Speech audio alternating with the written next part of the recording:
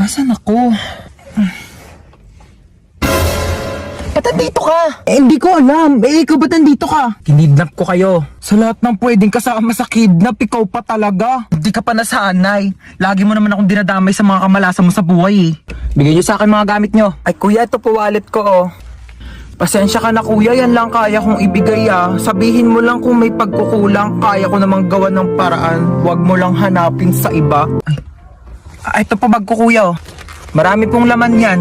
Sobrang pagdududa tsaka pagseselos ng isa dyan. Problema ng dalawa.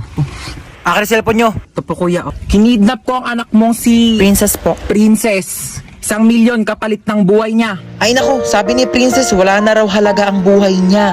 Simula nang naghiwalay sila ni Jobert. Sinabi mo yun?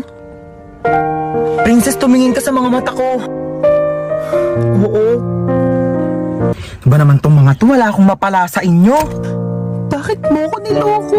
Ilang beses ko na sinabi sa'yo, Princess, hindi nga kita niloko.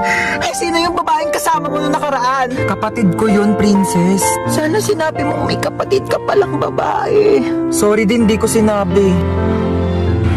Pwede ba bumaba na lang kayo dalawa?